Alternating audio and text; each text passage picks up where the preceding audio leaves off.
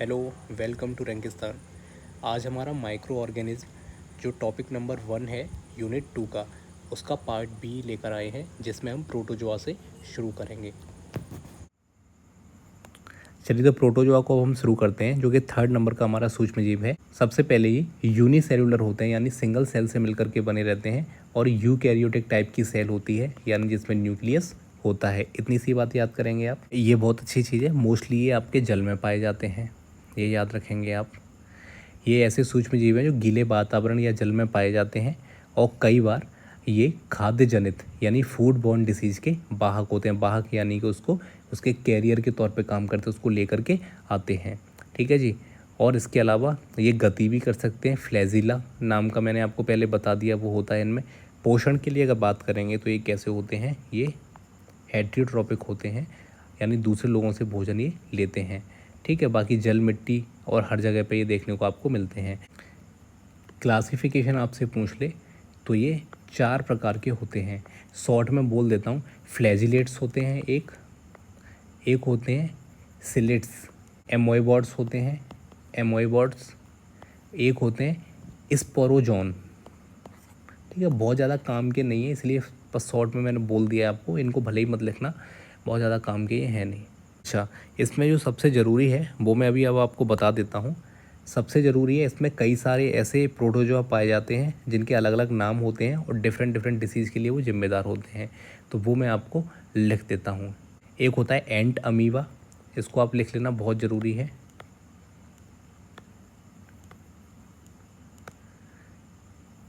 Histolytica,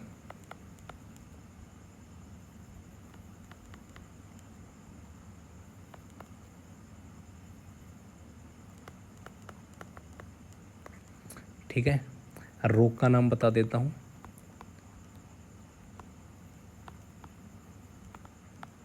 एमोएबिसिस। ये दूषित जल से होता है या दूषित खाने से होता है। पहला हो गया। सेकंड नंबर पे एक बता देता हूँ आपको,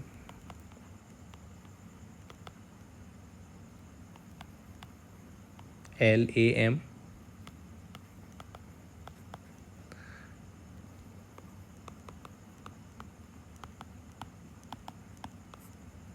दूसरे जल से होता है ये भी। 3rd नंबर का है टॉक्सोप्लाज्मा।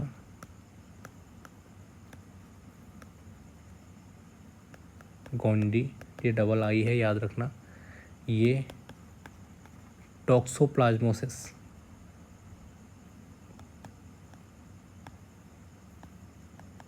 इसके लिए जिम्मेदार रहता हो ये लास्ट है, जिसको बोलते हैं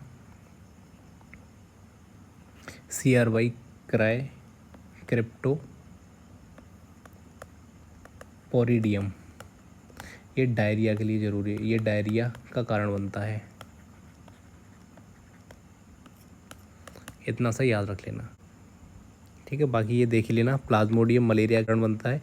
एंट अमीबा ये मैंने अभी यहाँ पे आपके लिए बता दिया। अमीबाइसिस होता है।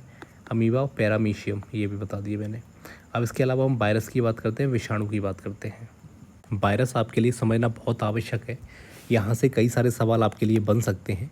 सबसे पहला आपका सवाल बनेगा, आपसे बोलेगा जीवित और अजीवित इन दोनों के बीच, यानी कि लिविंग और नॉन लिविंग, इन दोनों के बीच में कड़ी के नाम से किसको जाना जाता है। पूछेगा आपसे बैक्टीरिया, वायरस, प्रोटोजोआ, फंगस। तो यहाँ आप आंसर लगा देंगे वायरस। वायरस को जीवित और अजीवित कोशिकाओं के बीच में कड़ी के रूप में जाना जाता है, ये याद रखेंगे।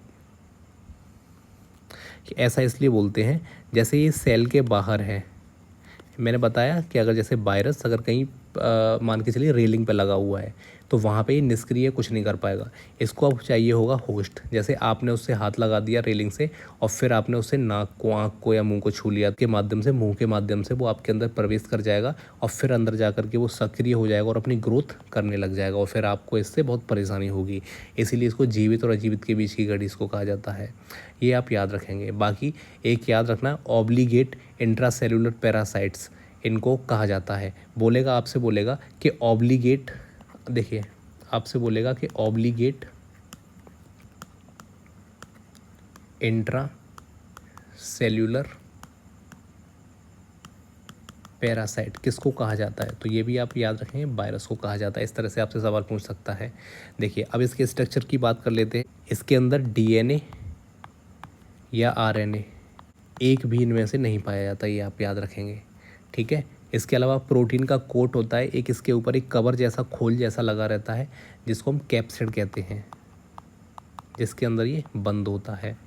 इसके अलावा इसके ऊपर भी अगर देखेंगे तो एक लिपिड यानी फैट की परत बनी रहती है। इतना आप याद रखेंगे, ये इसकी संरचना होती है। बाकी इसके कुछ फीचर्स की बात कर लेते हैं, क्या क्या हो सकते हैं। ये नॉन सेल्यूलर होते हैं, ठीक है जी, सेल इनमें नहीं होती है। दूसरा, इनमें मेटाबॉलिज्म नहीं हो सकता। मेटाबॉलिज्म नहीं होता यानी कि ये भी हेट्रियोट्रोपिक होते हैं, ये खुद का खाना स्वयं नहीं बना सकते, फूड नहीं बना सकते, दूसरे इनको होस्ट की ज़रूरत होती है। ये केवल होस्ट सेल के अंदर ही रहते हैं, वैसे बाहर रहते हैं तो मर जाते हैं ये, और वहीं अंदर ही रिप्रोड्यूस करते हैं यानी खुद को बढ़ाते हैं। बाकी आप याद रखना, टेम्परेचर हो जाए या फिर संवेदनशील ऐसी जगह रहती है वहाँ पे इनके लिए एक आइडियल टेम्परेचर होता है, उस पर जाकर के प्रॉपर तरीके से बढ़ते हैं। देखिए यही मैंने बताया, सजीव निर्जीव का मिश्रण होते हैं, डीएनए या आरएनए से बने होते हैं, एक साथ नहीं पाए जाते हैं। या तो डीएनए मिलेगा या फिर आरएनए मिलेगा, दोनों एक साथ नहीं होते हैं। जबकि हम मल्टी सेलुलर ऐसे जिनमें डीएनए और आरएनए दोनों पाए जाते हैं, इतना याद रखिएगा, ठीक है जी। केवल जीवित कोशिकाओं में सक्रिय होते हैं, बीमारियां फैलाते हैं, ये पता ही है आपको पता ही है ये, ठीक है। अब देखिए कुछ वायरस मैं आपको बताता हूँ और उनसे संबंधित जो रोग हैं वो आपको पता होने चाहिए। जैसे यहाँ हो जाएगा हेपेटाइटिस ए, ये आपके लिवर को संक्रमित कर देता है, ठीक है। यहाँ पे एक आपको कोरोना वायरस है, यहाँ पे एक और लिख लीजिए, नोरा वायरस, नोरो वायरस। ये गैस्ट्रिक यानी आपके गैस्ट्रोएंटेराइटिस यानी आपको गैस्ट्रिक से रिलेटेड जितने ऑर्गन्स होते हैं, खाने को पचाने से संबंधित जितने ऑर्गन्स रहते हैं उनको ख़राब कर देता है। एक होता है जी इसी में रोटा वायरस, ये डायरिया के लिए जिम्मेदार होता है। एंट्रो वायरस होता है एक इसमें, एंट्रो वायरस, ये पेट के संक्रमण के लिए जिम्मेदार होता है। टीएमबी ये पौधों में होता है वायरस, ये हम लोगों में नहीं पाया जाता है। इतना आपने समझ लिया जी, ये हो गया, ठीक है। अच्छा ये तो आपने समझ लिया, आपको एक चीज़ और बता देता हूँ एग्जाम्पल के लिए। जैसे यहाँ पे एक वायरस है जो किसी नॉन लिविंग चीज़ पे लगा हुआ था, अभी इसको क्या किया आपने, हाथ से टच करके और आपने नाक से आपका या फिर मुंह से हाथ लगा दिया, तो इससे क्या होगा, ये आपकी बॉडी में एंटर कर जाएगा। तो अब इसको क्या होगा, एक होस्ट सेल मिल जाएगा। होस्ट सेल मतलब होता है अब जिससे ये खाना प्राप्त करेगा, है ना, इसके माध्यम से बॉडी में ये एंट्री कर जाता है और इसके बाद जाकर के अपने रेप्लिकेशंस बनाने लगता है। रेप्लिकेशन का मतलब क्या होता है, इसके अंदर या तो डीएनए होगा या आरएनए होगा, उसकी कॉपी बनाना शुरू कर देता है। कॉपी बनाने से मतलब है खुद को डबल करना शुरू कर देता है, ठीक है। उसी से फिर उसके बाद नए वायरस बन जाते हैं और उसके बाद इनकी संख्या इतनी हो जाती है कि ये जो होस्ट सेल होती है ये फट जाती है, डिस्ट्रॉय हो जाती है, फिर उसमें से बहुत सारे वायरस निकलते हैं और अन्य जो डिफरेंट सेल्स होते हैं फिर उनको प्रभावित कर देते हैं जी। इतना अब आप याद रखेंगे, ठीक है। इनके बारे में एक स्पेशलिटी ये भी है कि ये एंटीबायोटिक अगर कोई यूज़ कर रहा है उससे ये नहीं मरेंगे, ना ही ये नष्ट होंगे। और कई तो ऐसे वायरस भी होते हैं जो कि बहुत ज़्यादा हाई टेम्परेचर पे भी नहीं मरते हैं। एल्गी पे आ जाते हैं। सबसे पहले आप याद रखेंगे एल्गी जो है ये यूकैरियोटिक टाइप के सेल होते हैं और ये ऑटोट्रॉपिक होते हैं यानी खुद का खाना स्वयं ये बना लेते हैं, इनमें फोटोसिंथेसिस करने की क्षमता होती है, इतना आप याद रखेंगे। अधिकांशतः ये आपको नुकसान नहीं पहुंचाते हैं, ये हमारे लिए बेनिफिशियल होते हैं। लेकिन कुछ ऐसे होते हैं जो कि टॉक्सिक खाना बनाते हैं, जहरीला खाना बनाते हैं, ऐसे भी कुछ होते हैं। इनकी कुछ विशेषताओं की बात जैसे फिर से वही कर लेते हैं, फीचर्स क्या क्या इनके हो सकते हैं। पहला, यूकैरियोटिक सेल, ये इसका मतलब इसमें न्यूक्लियस होता है। पोषण यानी फूड कैसे ये लेते हैं, तो ये कैसे होते हैं, ऑटोट्रोपिक होते हैं, फोटोसिंथेसिस करते हैं, खाना खुद बनाते हैं। बाकी इनमें एक पिगमेंट होता है जिसको हम क्लोरोफिल कहते हैं, हरा रंग, इसी वजह से फोटोसिंथेसिस होता है, प्रकाश संश्लेषण तभी होगा जब उसमें क्लोरोफिल पाया जाता है, तो इसमें एक ग्रीन कलर का पिगमेंट पाया जाता है, ठीक है जी। कहाँ मिलेंगे, वही जल, मिट्टी, चट्टान, सब जगह पे आपको देखने को मिलेंगे। संरचना मैंने आपको बता दिया कैसे होते हैं, ये यूनिसेलुलर भी होते हैं ये और मल्टी सेलुलर भी होते हैं। इन सब चीज़ों को ध्यान रखना, जो डिफरेंट हो वो वहाँ से पूछा जा सकता है आपसे, ठीक है। अब देखिए, अब ये डिफरेंट डिफरेंट कलर के होते हैं, याद रखना ये कई कलर्स के होते हैं। जैसे एक ग्रीन एल्गी होता है, ठीक है, एक ब्राउन एल्गी होता है, इसके अलावा रेड एल्गी भी देखने को आपको मिलेगा और एक ब्लू ग्रीन एल्गी देखने को आपको मिलेगा। थोड़े से इनको मैं बता देता हूँ। इसमें ग्रीन कलर जो है ये क्लोरोफिल के कारण इसमें होता है, और इसमें ब्राउन कलर जो है ये फैकोजेंथिन, ये फुकोजेंथिन होता है, इसकी वजह से होता है। और साइकोरेथिन होता है एक, इसकी वजह से इसका कलर ये होता है। और काइनोफिसिन, इसकी वजह से ब्लू ग्रीन कलर होता है। वहीं देखिए ये यहाँ पे लिखा है स्पिरुलिना, है ना। इसके अलावा और भी एक होता है जिसको क्लोरेला कहते हैं, है ना, CHLORE।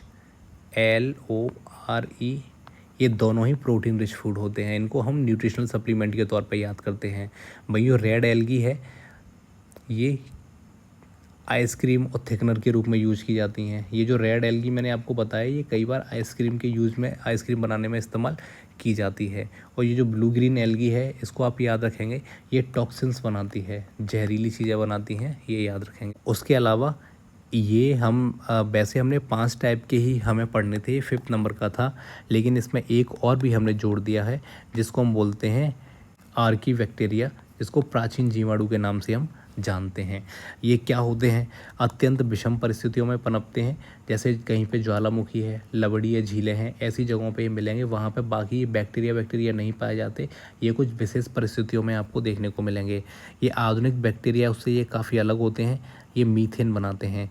एग्जाम्पल की अगर हम बात करेंगे तो ये हो जाएगा मीथोनोजेंस, गोबर गैस उत्पादन, और हेलोफिलिस ये ज़्यादातर लवणीय वातावरण में आपको देखने को मिलेगा। ये इतना सा आपने समझ लिया, ठीक है। हमने अभी देखो बेटा क्या देखा, अभी हमने क्या देखा, जितने भी हमारे माइक्रो ऑर्गेनिज्म जो हमें पढ़ने हैं उनके बारे में हमने एक जनरल इंट्रोडक्शन लिया, अभी वो हमारा पूरा हो गया। इसके अलावा इसके और कौन कौन से सब टॉपिक्स हैं उनकी तरफ आगे बढ़ते हैं। तो हमारा एक सब टॉपिक है, मैंने सबसे पहले आपको देखिए यहाँ सिलेबस लिखा हुआ है। अब जब आप सिलेबस देखें तो आपको समझ आना चाहिए कि हमने जनरल कैरेक्टरिस्टिक्स पढ़े, माइक्रो ऑर्गेनिज्म के क्लासिफिकेशन देखा, अब हम मॉर्फोलॉजी पे चल रहे हैं, फिर हम फिजियोलॉजी पढ़ेंगे, ग्रोथ, न्यूट्रिशन और रिप्रोडक्शन पढ़ेंगे और हमारा टॉपिक ख़त्म हो जाएगा। तो हमने ऊपर के सारे पढ़ लिए, हम मॉर्फोलॉजी पे चल रहे हैं। अब मॉर्फोलॉजी अब हम समझेंगे, पढ़ेंगे क्या होता है। मॉर्फोलॉजी मतलब होता है बेटा ऊपर से इसकी संरचनाएँ, ऊपर से कैसा दिखता है, इसका शेप, इसका कलर, वो सारी चीज़ें हम मॉर्फोलॉजी के अंदर पढ़ते हैं। आकृति विज्ञान, मॉर्फोलॉजी, सूक्ष्म जीवों का आकृति विज्ञान, इनकी बनावट कैसी होती है, इनकी संरचना और आकार कैसा होता है, इसी चीज़ का अध्ययन हम मॉर्फोलॉजी के अंदर करते हैं। तो सबसे पहले हम सेल टाइप देख लेते हैं। हम माइक्रो ऑर्गेनिज्म का पढ़ रहे हैं, इसमें पर्टिकुलर हम बैक्टीरिया वायरस नहीं पढ़ेंगे, वो हमने पहले देख लिए हैं। अब इनको माइक्रो ऑर्गेनिज्म को सभी को इनको एक यूनिट मानकर इनके बारे में चीज़ें पढ़ेंगे। तो सबसे पहला पॉइंट है हमारा सेल टाइप। मैंने आपको बताया या तो ये प्रोकैरियोटिक टाइप सेल होते हैं या यूकैरियोटिक टाइप सेल होते हैं। प्रोकैरियोटिक टाइप का मतलब इसमें न्यूक्लियस नहीं दिखेगा आपको, यूकैरियोटिक टाइप मतलब इसमें न्यूक्लियस आपको देखने को मिलेगा। तो प्रोकैरियोटिक का एक उदाहरण हो जाएगा बैक्टीरिया, और यूकैरियोटिक का एक उदाहरण हो जाएगा फंगी और प्रोटोजोआ। इतना सा याद रखेंगे। दूसरी चीज़ हम इसमें साइज़ देखते हैं इनका कैसा है, तो 1 से लेकर के 10 माइक्रोन तक होते हैं, और बड़े जो होते हैं वो 10 से लेकर के 100 माइक्रोन तक, माइक्रोमीटर तक होते हैं। इतना आप याद रखेंगे, ठीक है। इसके अलावा मैंने आपको बताया न्यूक्लियस, ऑर्गेनेल्स, जिसमें एंडोप्लाज्मिक रेटिकुलम, ER, माइटोकॉन्ड्रिया आदि नहीं होते। अब देखिए यहाँ पे ये प्रोकैरियोटिक टाइप की सेल है, जब इसमें न्यूक्लियस नहीं है तो इसके अंदर ऑर्गेनल्स क्या होते हैं, कोशिकांग, कोशिका के अंदर बहुत सारे अंग होते हैं, एंडोप्लाज्मिक रेटिकुलम होता है, माइटोकॉन्ड्रिया होता है, और ये सारी चीज़ें इसमें नहीं पाई जाती हैं। तो यही यहाँ पे लिखा हुआ है। बाकी जो DNA है, मैंने आपको बताया कि ये माइटोकॉन्ड्रिया के अंदर मेनली DNA और न्यूक्लियस के अंदर आपको देखने को मिलता है।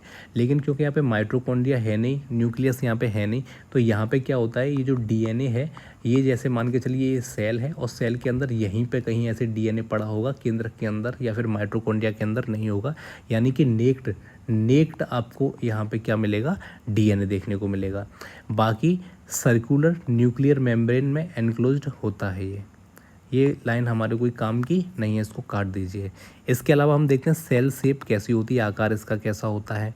देखिए कुछ गोल होते हैं जैसे कॉकी, छड़नुमा होते हैं बेसिलिस, और सर्पिल होते हैं स्पाइरल, और कुछ होते हैं विब्रियो। हमने सबसे पहले टॉपिक में भी इनको देखा था कि इनके टाइप कैसे कैसे होते हैं। वहीं फंगी को देख लेते हैं, ये भी यूनिसेलुलर होता है, मल्टी सेलुलर भी होता है ना, और सेल वॉल में इनके काइटिन पाया जाता है। ये एक बार फिर से क्या है, मॉर्फोलॉजी में हम इन्हीं चीज़ों को पढ़ते हैं, जबकि हम इसको पहले देख चुके हैं, तो जल्दी जल्दी कवर कर लेते हैं। वायरस का यहाँ साइज़ दे रखा है 20 से लेकर के 300 nm तक देखने को मिलेगा।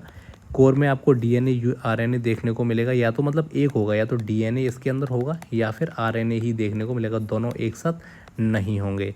ठीक है, और कैप्सिड एक प्रोटीन कोट होता है जिसमें इनका डीएनए आरएनए लिपटा होता है। ये हो गया। वहीं फ्लैजिला, पाइल या फिर कैप्सूल। फ्लैजिला क्या करता है, गति में मदद करता है, जैसे ई कोलाई को थोड़ा बहुत जो मूवमेंट करता है उसके लिए कौन ज़रूरी है, फ्लैजिला। फिली क्या होता है, संलग्न रहने में सहायक रहता है। कैप्सूल एक रक्षा कवच होता है, ये चीज़ याद रखेंगे। इसके बाद हम फिजियोलॉजी देख सकते हैं। फिजियोलॉजी का मतलब होता है सूक्ष्म जीवों का कार्य विज्ञान कैसा होता है। जैसे हम आपकी फिजियोलॉजी जब पढ़ते हैं तो हम आपका क्या पढ़ते हैं, हार्ट पढ़ते हैं, आपके लंग्स पढ़ते हैं, आपके है ना किडनी आपका देखते हैं, लिवर कैसे काम करता है, इन सब चीज़ों को देखते हैं। इसी का मतलब यहाँ पे फिजियोलॉजी का हो जाएगा। सबसे पहले मेटाबॉलिज्म आपको पता है उपापचय को कहते हैं। सूक्ष्म जीवों में दो तरह से होता है, एक होता है ऑटोट्रॉप्स यानी स्वयं खाना बनाते हैं, जैसे बैक्टीरिया और एल्गी हो गए। एक होते हैं हेटेरोट्रॉप्स यानी दूसरों पर निर्भर होते हैं, जैसे हमने वायरस पढ़ा, ये सारी चीज़ें। वही एनर्जी रिप्रोडक्शन मेथड की बात करेंगे। एक होता है एरोबिक रेस्पिरेशन यानी ऑक्सीजन के साथ क्रिया करना, एक होता है एनोरबिक रेस्पिरेशन यानी ऑक्सीजन के बिना करना, और एक होता है फर्मेंटेशन जैसे दही और शराब में करना। यानी ये इसके लिए जमने के लिए भी ज़रूरी होते हैं, दही बनने के लिए भी ज़रूरी होता है, और इनके जो एनर्जी प्रोडक्शन के मेथड्स हैं उसमें फर्मेंटेशन पाया जाता है जी। इतना याद रखेंगे। टेम्परेचर देख लीजिए। अब इनका जो टेम्परेचर है एक नियत सीमा तक रहते हैं, ठीक है। अब जैसे 0 से 20 डिग्री सेल्सियस तक डीप सी बैक्टीरिया पाए जाते हैं यहाँ पे। कोई एग्जांपल अगर आपसे पूछे तो हो जाएगा शिक्रोफिलिस यहाँ पे पाया जाएगा। मीसोफिलिस की बात करें तो 20 से 45 डिग्री सेल्सियस। ई कोलाई और ह्यूमन पैथोजेंस पाए जाते हैं इतने टेम्परेचर पे। थर्मोफिलीज होते हैं 45 से 80 डिग्री, हॉट स्प्रिंग माइक्रोब्स में पाए जाते हैं। वहीं हाइपर थर्मोफिल्स होते हैं जो कि 80 डिग्री से भी ज़्यादा पे पाए जाते हैं, इनको आप याद रखेंगे। ठीक है जी, इतना हो गया। वहीं वाटर एक्टिविटी की बात कर लेते हैं। सूक्ष्म जीवों की वृद्धि के लिए पानी बहुत ज़रूरी होता है, इतना याद रखेंगे आप। अब देखिए सूक्ष्म जीवों की वृद्धि के लिए है ज़रूरी पानी, लेकिन आपको पता है कि सूक्ष्म जीवों की अगर वृद्धि यानी ग्रोथ बहुत ज़्यादा होगी तो खाना कैसा हो जाएगा, ख़राब हो जाएगा।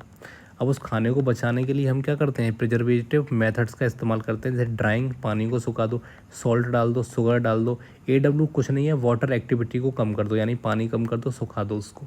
इतनी सी चीज़ है, तो इससे हम प्रिजर्व कर सकते हैं। pH टॉलरेंस आपको पता है क्या है, ये याद रखेंगे। लैक्टोबैसिलस पूछ ले तो एसिडोफिल्स होता है, 1 से 5 इसकी pH वैल्यू होती है। न्यूट्रोफिल्स की अगर बात करेंगे तो 6 से 8 pH वैल्यू होती है। ई कोलाई इसका उदाहरण होता है। एल्काइल फिल्स होता है जो 8 से 11 pH इसकी वैल्यू होती है। बैसिलिस उस एल्कोफिलिस जो होता है, वो एल्केलोफिलिक्स जो होता है वो इसका उदाहरण होता है। ऑक्सीजन रिक्वायरमेंट कैसी होती है आपको पता है, 2 तरह से होता है। एक में केवल ऑक्सीजन का इस्तेमाल होता है, एक में ऑक्सीजन का इस्तेमाल नहीं होता है। ऑब्लिगेट एरोबिस और ऑब्लिगेट एनोर्ब्स, ये बहुत ज़्यादा हमारे काम का नहीं है, इसको छोड़ देना, बहुत ज़्यादा डिटेल में है ये। ठीक है, दोनों में जीवित होगा तो ये होता है फैकल्टेटिव एनोर्ब्स। ई कोलाई इसका एग्जाम्पल हो जाएगा। माइक्रोफिलिस थोड़ी ऑक्सीजन में भी जिंदा रह सकता है ना। और हेलिकोबैक्टर फिलोरी, ये इसका एग्जाम्पल हो जाएगा। एक और हमारा सब टॉपिक है रिप्रोडक्शन इन माइक्रोब्स, यानी सूक्ष्म जीवों में रिप्रोडक्शन कैसे होता है। सबसे पहले आप याद रखें, रिप्रोडक्शन का मतलब होता है एक नए जीव से यानी नए ऑर्गेनिज्म का बनना। एक जीव से नए ऑर्गेनिज्म यानी नए जीव का बनना। तो सूक्ष्म जीव होते हैं वो भी जनन कर सकते हैं, जिससे उनकी संख्या बढ़ती जाती है और वो वातावरण में पूरे तरीके से फैल जाते हैं। पहली तो बात ये याद रखेंगे।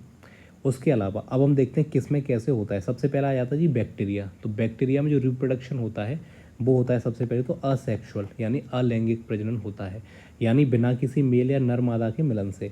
सारे के सारे एक जैसे होते हैं। ये जो वायरस है उनमें आप बता नहीं सकते हो कि कौन सा फीमेल है कौन सा मेल है। इसको मेल फीमेल की आवश्यकता नहीं होती है। जो जैसा जहाँ पे होगा वो कोई से भी किसी से भी जो है प्रजनन कर सकता है। पहली चीज़ तो आप ये याद रखेंगे। इनमें एक होता है बाइनरी फिजन, ये बहुत इंपॉर्टेंट है, यहाँ से टॉपिक में से सवाल आ सकता है। बैक्टीरिया में जो रिप्रोडक्शन होता है वो बाइनरी फिजन से होता है। क्या होता है थोड़ा सा समझा देता हूँ। ये सबसे सामान्य तरीका होता है, एक जो बैक्टीरिया होता है दो समान भागों में टूट जाता है, इतना आप याद रखें। जैसे ये बैक्टीरिया है केवल ये वाला, और ये दो भागों में टूट जाएगा, तो एक बैक्टीरिया ये बन जाएगा, एक बैक्टीरिया ये पहले से है। डीएनए वीएनए जो इनमें होता है वो थोड़ा थोड़ा इनमें पहुँच जाता है दोनों भागों में। ठीक है, तेज़ी से संख्या बढ़ती है। हर 20 मिनट में इसमें एक विभाजन होता है, इतना बस थोड़ा सा याद करना है। 20 मिनट में एक विभाजन होता है, ये याद रखेंगे। अब दूसरा देखते हैं फंगस में। दोनों और ये होते हैं, असेक्सुअल भी होता है और सेक्सुअल भी होता है, ये आप याद रखेंगे। देखो ये इसमें अंतर आ गया, दोनों तरह से होता है ना। स्पोर्स नाम का स्पोर, ये क्या है, ये बीजाणु होता है। स्पोर होता है, ये एक बीजाणु होता है, इसके माध्यम से होता है। ये हवा में फैल जाते हैं, फफूंद बनाते हैं, ये पहली चीज़ होते हैं। ठीक है, और सेक्सुअल रिप्रोडक्शन में इसमें क्या होता है, दो हाइप होते हैं। मैंने बताया ये तो हो गया असेक्सुअल, दूसरा होता है सेक्सुअल। सेक्सुअल में क्या होता है, स्पोर्स पाए जाते हैं इनमें। स्पोर्स जो जेनेटिक वेरिएशंस लेकर के आते हैं, मतलब ये बनाते हैं कि मेल को होगा कि फीमेल होगा, ये समझ रहे हो ये चीज़ है। तो ये हो गया। इसके अलावा प्रोटोजोआ का आपको पता ही होगा, प्रोटोजोआ में कौन सा पाया जाता है। यहाँ पे मैं प्रोटोजोआ भी लिख देता हूँ, वो रह जाएगा, इसमें है नहीं। इसमें भी दोनों तरीके मिलते हैं, एक असेक्सुअल होता है एक सेक्सुअल होता है।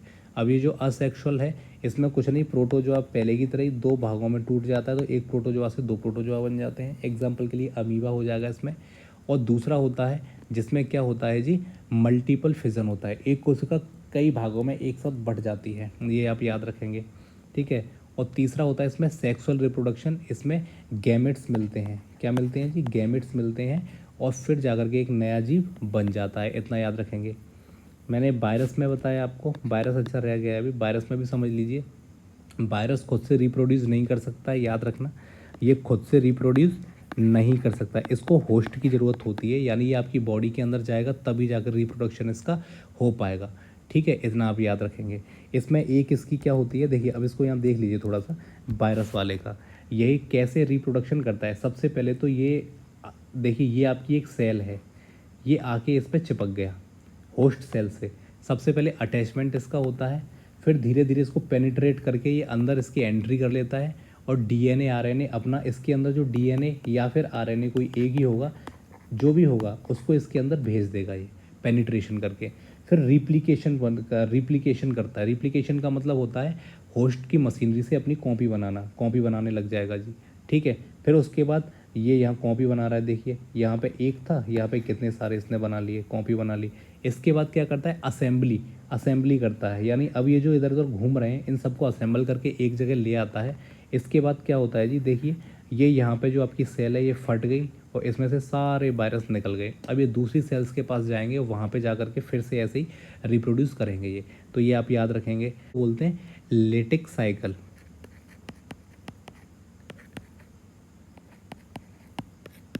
तो हमने ये यहाँ पे ये भी पढ़ लिया। अब देखिए अगला हमारा एक और सब टॉपिक है माइक्रोबियल ग्रोथ, सूक्ष्म जीवों की वृद्धि। अब हम इसको समझते हैं कैसे होता है। माइक्रोबियल ग्रोथ का सबसे पहले मतलब क्या होता है, इनकी संख्या में वृद्धि होना, यानी नई कोशिकाएं, न्यू सेल्स का बनना। जैसे मैंने आपको बैक्टीरिया में बताया था, बाइनरी फिजन के माध्यम से होता है ये।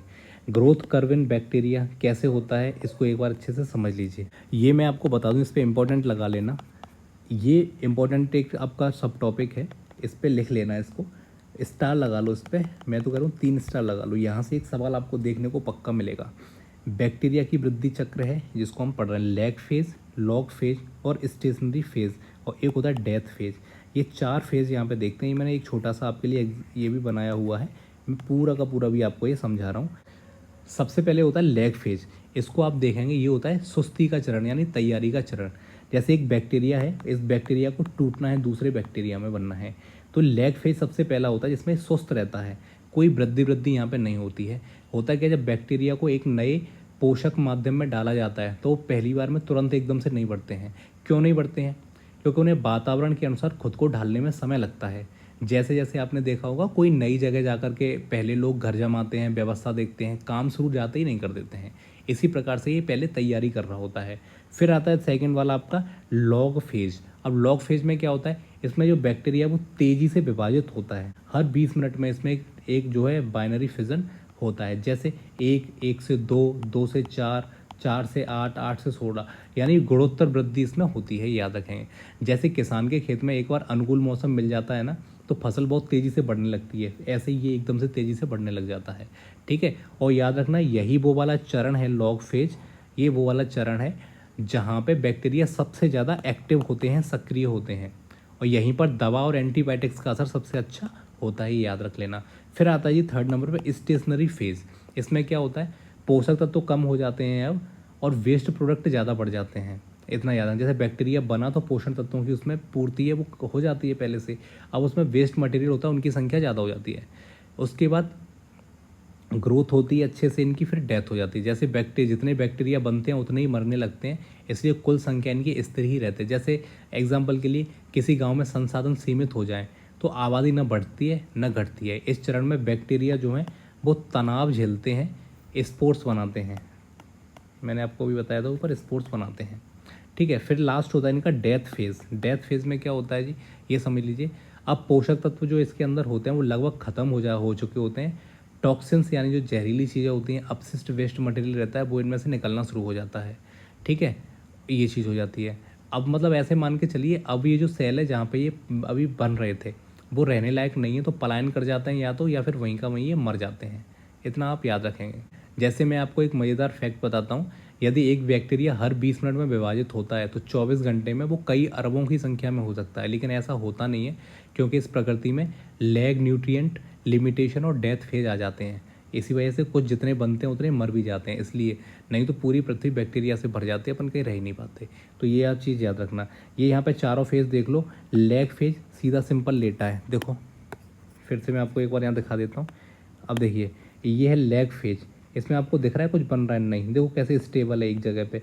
फिर ये लॉग फेज आ जाता है, इसमें तेज़ी से टूटना शुरू हो जाते हैं। स्टेशनरी में खुद को एक्टिव कर लेते हैं, आप अपने आप को संभालते हैं, और डेथ फेज़ यहाँ पे ये मरना शुरू हो जाते हैं। तो ये फेज़ आपसे पूछा जा सकता है, इसको आप याद रखना। ठीक है, ग्रोथ को प्रभावित करने वाले कारक आपको पता है, यहाँ पे देख लीजिए। टेम्परेचर से बहुत फ़र्क पड़ेगा। जैसे एग्जांपल के लिए ये अलग अलग टाइप के दे रखे हैं, जिनके लिए कौन सा कितना माइन्यूट कितना कौन सा जो टेम्परेचर है वो किसके लिए अच्छा है वो दिया हुआ है। पीएच वैल्यू यहाँ पे दे रखी है, पीएच दे रखा है किस किस के लिए, कौन एल्कलाइन होते हैं। ऑक्सीजन आपको पता है, वाटर एक्टिविटी, ऑस्मेटिक प्रेशर, और न्यूट्रिएंट अवेलेबिलिटी, यानी कि न्यूट्रिशंस ज़्यादा होंगे तो ज़्यादा से ज़्यादा इनकी ग्रोथ होगी, कम होंगे तो इनकी ग्रोथ कम हो जाएगी। तो पीएच वैल्यू से डिपेंड करता है, ऑक्सीजन पर डिपेंड करता है। ये इतने सारे कारक हैं जो इसको प्रभावित करते हैं। अब न्यूट्रिशंस इन माइक्रो ऑर्गेनिज्म, यानी इनके अंदर न्यूट्रिशंस को अब हम देखते हैं। ये यहाँ पे आपके लिए बढ़िया एक डायग्राम है, पहले तो उसको आप एक बार देख लेना, फिर उसके बाद हम आगे बढ़ते हैं। मोड्स ऑफ न्यूट्रिशंस मैंने बताया दो प्रकार के, ऑटोट्रॉप्स और हेट्रोट्रॉप्स। जो स्वयं खाना बना लेते हैं ऑटोट्रॉप्स, और हेट्रोट्रॉप्स जो दूसरों पर निर्भर रहते हैं। एग्जाम्पल मैंने आपको बता दिए थे, साइनोबैक्टीरिया, एल्गी, फंगी और प्रोटोजोआ। ये इनके एग्जाम्पल्स हो जाएंगे, दोनों के अलग अलग। ऑटोट्रॉप्स के प्रकार देख लीजिए, एक होता है फोटो ऑटोट्रॉप्स, यानी प्रकाश से ऊर्जा बनाता है, इसको साइनोबैक्टीरिया इसका एग्जाम्पल हो गया। वही एक होता है कीमो ऑटोट्रॉप्स, ये होता है रासायनिक प्रतिक्रिया से ऊर्जा बनाना, इनको नाइट्रोसोमांस कहते हैं, इसका एग्जाम्पल हो जाएगा। हेटेरोट्रॉप्स के प्रकार 3 प्रकार के देखने को मिलेंगे।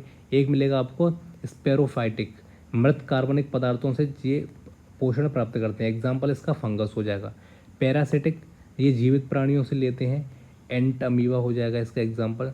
सिम्बायोटिक, ये सहजीविता यानी उनके साथ साथ रहते हैं और बढ़ते हैं, ग्रोथ करते हैं। राइजोबियम इसका एग्जाम्पल हो जाएगा। ठीक है, चलिए और आगे बढ़ते हैं। एक और सब टॉपिक है, यहाँ पे आपको देखने को मिलेगा एसेंशियल न्यूट्रिएंट्स, आवश्यक पोषक तत्व। अब देखो, कार्बन से क्या करते हैं, ऊर्जा प्राप्त करते हैं। नाइट्रोजन से क्या करते हैं, प्रोटीन और डीएनए इनके अंदर होता है, उसके लिए आवश्यक होता है।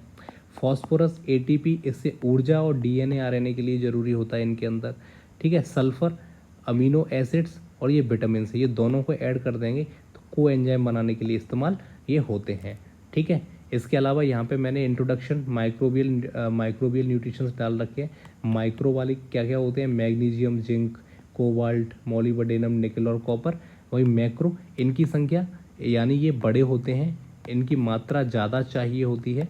ये छोटे होते हैं, इनकी मात्रा कम चाहिए होती है। याद रखें, carbon, oxygen, hydrogen, nitrogen, sulphur और फास्फोरस, इनकी मात्रा कम चाहिए होती है। ये आप याद रखेंगे। अब रिप्रोडक्शन एक और यहाँ पे देख लीजिए, मैंने यहाँ पे आपके लिए फिर से अलग से एक चार्ट बना दिया है। एक होता है असेक्सुअल यानी अलैंगिक प्रजनन, जिसमें फीमेल और मेल ये अलग अलग ज़रूरत नहीं होती है। फीमेल है तो फीमेल से बन सकता है, मेल है तो मेल से भी रिप्रोडक्शन कर सकता है। पहली चीज़, जैसे बाइनरी फिजन, बैक्टीरिया सीधा एक बैक्टीरिया की एक कोशिका दो में टूट जाती है। बडिंग, एक नई कोशिका पेरेंट से बाहर निकलती है, जैसे यीस्ट। फ्रेगमेंटेशन, इसमें हाइप टुकड़ों में विभाजित होकर के वृद्धि करते हैं, जैसे कि फंगस, इसको हम ऊपर पढ़ चुके हैं सबको। स्पोर फॉर्मेशन, देखिए यहाँ से पूछेगा कि बाइनरी फिजन जो रिप्रोडक्शन है किस में यूज होता है, तो बैक्टीरिया में।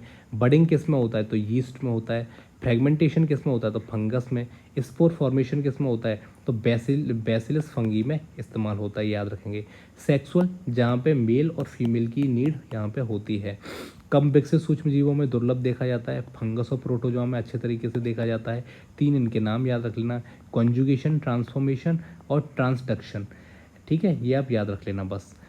वैसे यहाँ से क्वेश्चंस बहुत कम आएंगे, चांसेस बहुत कम है, लेकिन फिर भी देख लेना। एक हमारा ये फाइनल सब टॉपिक है, मेजरमेंट कैसे करते हैं माइक्रोबियल ग्रोथ का, इसको हम समझते हैं। यहाँ ये लिखे हुए हैं, इनको तो ठीक है पढ़ लेना, मैं अपने स्तर से अलग तरीके से आपको समझा देता हूँ एक बार।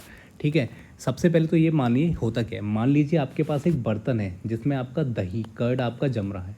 जब आप रोज़ देख रहे हैं कि बैक्टीरिया बढ़ रहे हैं या नहीं, तो कितने बढ़ रहे हैं, यही होता है माइक्रोबियल ग्रोथ मेजरमेंट। आपने देखा कि दूध में आपने दही डाल के रख दिया, अभी जाके देखा अभी नहीं बना, फिर थोड़ी देर बाद गए अभी भी नहीं बना, फिर थोड़ी देर बाद गए तो आप देखते हो को फटना शुरू हो जाता है, बनना शुरू हो जाता है। तो ये जो ग्रोथ है किस तरह से इसको मेजर करते हैं, कब कितनी स्पीड से बढ़ रही होती है, उसी के तरीके मेन तरीके मेजरमेंट के होते हैं। इनको हम 2 तरीकों में बांटते हैं। मेजरमेंट के जो तरीके होते हैं बेटा, इनको 2 तरीकों से बांटते हैं। एक होते हैं डायरेक्ट मेथड और एक होते हैं आपके इनडायरेक्ट मेथड। इसको आप लिख लेना अच्छे से, है ना। मैंने इसमें ये सब चीज़ें नहीं लिखी हैं, इसलिए मैं कह रहा हूँ आपको सिर्फ नोट्स आपके लिए केवल पर्याप्त नहीं है, आपको लेक्चर्स देखने ही पड़ेंगे। अगर आप लेक्चर्स नहीं देखेंगे तो बहुत सारी चीज़ें जो है नोट्स में वो मिस हो जाती हैं, क्योंकि ये नोट्स कोई और बनाता है और पढ़ा मैं रहा हूँ इसको, समझ रहे हो। तो ये सारी चीज़ें कई बार होती हैं कि नोट्स बनाने में थोड़ी सी इशू हो जाता है। तो जब पढ़ाते समय चीज़ें याद आती हैं तो मैं इसमें लिख देता हूँ। डायरेक्ट मेथड में देखो, जिसमें हम सीधे सीधे बैक्टीरिया की गिनती या मापन कर सकें। ठीक है, कैसे डायरेक्ट, यानी डायरेक्ट जिसको हम काउंट कर सकें। ठीक है, अब इसमें एग्जाम्पल के लिए सबसे पहला आता है माइक्रोस्कोपिक काउंट। पहला कौन सा होता है, माइक्रोस्कोपिक काउंट। ठीक है, इसमें क्या होता है, स्लाइड होती है, उस पर सैंपल रखते हैं और फिर गिन लेते हैं। ठीक है, और याद रखना हीमोसाइटोमीटर नाम की स्लाइड से गिनती करते हैं। इसमें जो स्लाइड होती है, स्लाइड क्या होती है, कांच का पतला सा टुकड़ा होता है। कभी अगर आप ब्लड टेस्ट कराने के लिए गए हो तो आपको पता होगा, उस पर रखते हैं और उसमें आप चेक कर लेते हैं। ठीक है, फ़ायदा इसका ये है कि जल्दी रिजल्ट आ जाता है। नुकसान इसका ये है कि जो मर चुके और जीवित बैक्टीरिया हैं उनमें ये फ़र्क नहीं कर पाता है। दूसरा आता है बेटा इसी में, इसको बोलते हैं plate count method. Plate count method simple short में लिख रहा हूँ, अच्छे से लिख लेना। इसमें क्या होता है, सैंपल को प्लेट पे उगाया जाता है। जो बैक्टीरिया जिंदा होते हैं वो गोल गोल कॉलोनीज बनाते हैं और हर कॉलोनी में और जो हर कॉलोनी होती है वो एक बैक्टीरिया से बनी होती है। जैसे बिस्किट के टिन में जितने बिस्किट निकले समझो उतनी कॉलोनी बनती हैं, इस तरह से एक तरह से समझ लो। यह तरीका केवल जीवित बैक्टीरियाओं को गिन सकता है, इसलिए ये भी ज़्यादा सटीक नहीं होता है। इसके अलावा 3rd नंबर का होता है जिसको हम बोलते हैं मेम्ब्रेन फिल्टर मेथड। ये क्या होता है, इसमें बैक्टीरिया को फिल्टर पर रोक लिया जाता है और फिर वहीं गिनते हैं। ये पानी वाले सैंपल्स में ज़्यादा काम आता है। ठीक है, अब आ जाते हैं हम इनडायरेक्ट मेथड्स में। इसमें क्या होता है, बैक्टीरिया को सीधे सीधे हम गिनते नहीं हैं, बल्कि उनकी संख्या बढ़ने या घटने से उस चीज़ पे क्या प्रभाव पड़ रहा है, उसकी गतिविधियों से क्या प्रभाव पड़ रहा है, उसको हम केवल मापते हैं, यानी उसके प्रभाव को मापते हैं, उनको नहीं मापते। ठीक है, तो सबसे पहले इसमें आता है, सबसे जो पहला है जिसका नाम है टर्बिडिटी मेजरमेंट। सिंपल शॉर्ट में लिखता हूँ टर्बिडिटी मेजरमेंट। टर्बिडिटी लिखो, टर्बिडिटी मेजरमेंट, है ना। ये हिंदी में इसको धुंधलापन मापन इसको कहते हैं। इसमें क्या होता है याद रखना, बैक्टीरिया जितने ज़्यादा होंगे उतना मतलब धुंधला हो जाता है। इसमें याद रखना एक स्पेक्ट्रोफोटोमीटर होता है जिससे हम इसको मापते हैं, यानी कि जितने ज़्यादा जो इसमें वो होंगे, जितने ज़्यादा मतलब इसमें बैक्टीरिया होते हैं उतना ज़्यादा उसको ये धुंधला बना देता है, तो इसकी वजह से इसमें हम मापा जा सकता है। सेकंड नंबर पे आप बात करें तो यहाँ होता है dry wait method. Dry wait method का क्या मतलब होता है? सूखा वजन मापन करना। पूरे कल्चर मतलब इसमें क्या होता है, पूरा जो मैटर आपके पास होता है उसको छान लिया जाता है और सुखा दिया जाता है, फिर उसका वजन किया जाता है। ठीक है, समझ गए? एग्जाम्पल के लिए पेड़ के सारे पत्ते तोड़कर सुखा लो और उनको तौल लो, पता चल जाएगा। सुखाने से समझ में आ रहा है, ये होता है। थर्ड नंबर पे एक और आपका होता है जिसको बोलते हैं हम metabolic activity measurement. Metabolic activity measurement, इसमें क्या होता है, इसमें क्या होता है, बैक्टीरिया जितनी ऑक्सीजन लेते हैं और जितनी CO2 छोड़ते हैं उसको हम पता करते हैं। उससे हमें पता चलता है कि कितनी उनकी ग्रोथ हुई है कि नहीं। ये आप याद रख लेना, ठीक है? बस इतनी सिंपल सी बात है ना। बाकी आपके लिए लास्ट में ये बनाए, देखो इंपीरियल कॉलेज ऑफ लंदन उसकी वेबसाइट से निकाल के आपने लगाए। माइक्रोब्स इन फूड क्या क्या काम के होते हैं, पेंट्री, फ्रिज, ये सारे सामान बनाने में, खाने में क्या क्या यूज होते हैं, एक बार इनको आप देख लेना, मज़ा आएगा आपको देखने में, है ना। इसको भी एक बार देख लेना। तो इस तरह से भाई ये हमारा टॉपिक हो गया है कंप्लीट, है ना। टॉपिक नंबर 1 हमारा कंप्लीट हो गया है। नोट्स आपको दे दिए जाएंगे। अब इसके MCQs प्रैक्टिस करेंगे। अब ये मत उम्मीद लगा के बैठना कि जितने MCQ जाएंगे वो सारे के सारे इनको पढ़ने के बाद आपसे बन जाएंगे। बहुत सारे उसमें डिफ़िकल्ट लेवल के होंगे जो आपसे नहीं बनेंगे, उनको अलग से उनके पॉइंट्स बना करके अपने नोट्स में लिख लेना कहीं पे, ठीक है। और ये टॉपिक इतना अच्छा हो जाएगा आपका कि अगर इससे कोई भी सवाल आया तो आपसे बचेगा नहीं वो, इतना ध्यान रखना, ठीक है। तो चलो इसको यहीं पर बाइंड अप करते हैं, ख़त्म करते हैं।